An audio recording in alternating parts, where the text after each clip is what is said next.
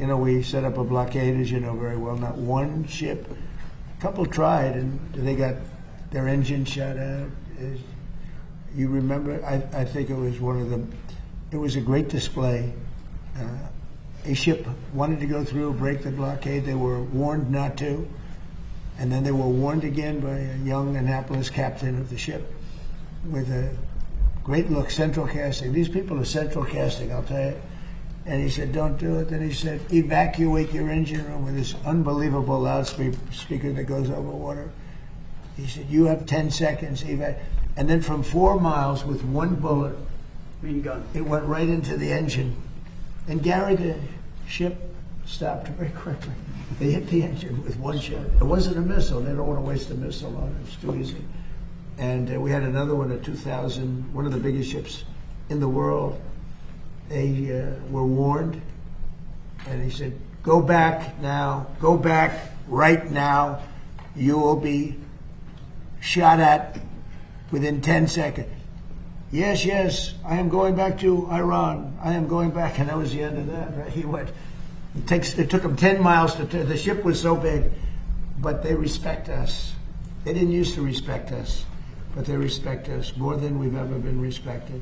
Our country now is the hottest country anywhere in the world. We had a country that was dead when we had that group of people that ran this country with their open borders, letting anybody come in from the Congo, from countries all over the world. They came in from prisons and mental institutions. We had a country that would have been a dead hit. If they won the election, this country would have been a dead country. Now we have the hottest country anywhere in the world. Go ahead. Thank you, Mr. President. You said recently that if Iranians were armed, they could take over their regime. Do you plan to arm them soon? Well, I don't want to say that, but yeah, I mean, people say, why aren't they protesting? They want to protest, but they don't have any guns. So you can have 200,000 people protesting and have 5 or 6 sick people with guns. And when they start shooting them right between the eyes, and you see a guy fall and another one fall, and you have no guns, very few people would be able to stand there and do it. I mean, I understand. I tell them not to. Don't forget, they killed 42,000 people last month. 42,000 unarmed protesters. They had no guns. So they had a 250,000 people crowd, and they had snipers. They had like 4 or 5 snipers in buildings up high.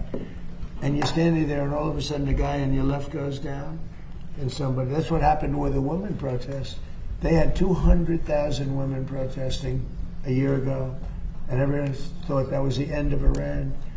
And then all of a sudden, a woman dropped dead with a bullet right there, always right there. Then another woman dropped, and then the word started to spread, and then there was panic, and then they ran, and so I don't want that to happen. We don't need that, we don't need it. But the only reason that they want to protest so badly, but they don't have weapons. Yeah. Thank you, Mr. President. Next week, you have a very important meeting with President Xi in Beijing. Secretary Bessent has said that a top priority on the agenda will be Iran. What do you hope to achieve with President Xi as it relates to Iran? Well, I have a very good relationship with President Xi. I find him to be a tremendous guy, and we get along well, and you see how we do. We're doing a lot of business with China and making a lot of money. We're making a lot of money. It's different than it used to be. But I'll be talking about that'll be one subject. But he's been very nice about this. In all fairness, he gets like 60% of his oil from Hormuz, and I think he's been very respectful. We haven't been challenged by China. They don't challenge us, and he wouldn't do that. I don't think he'd do that because of me.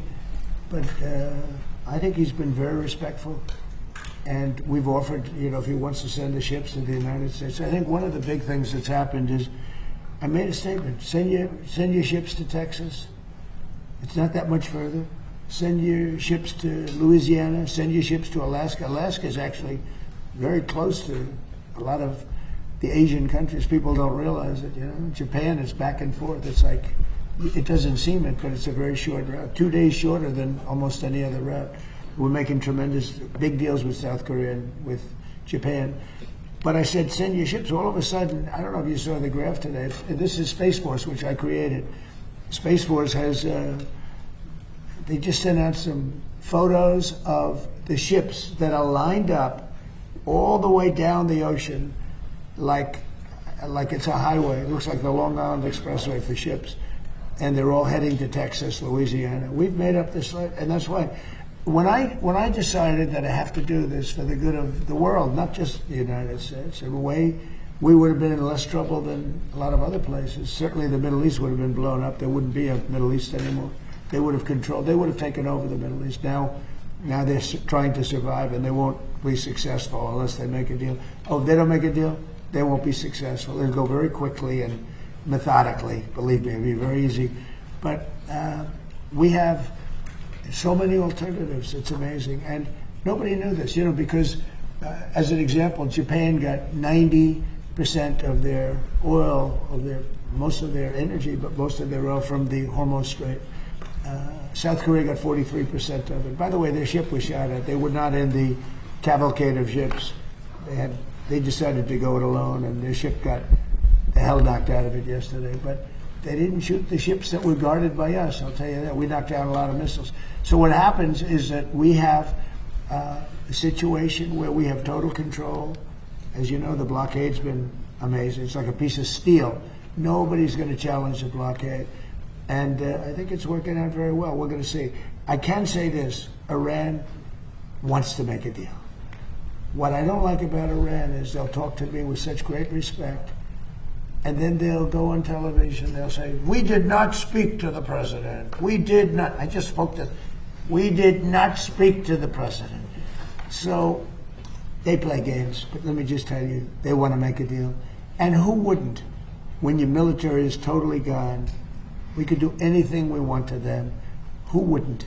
Please. On the filibuster, Mr. President, you've posted a lot about wanting to eliminate the filibuster.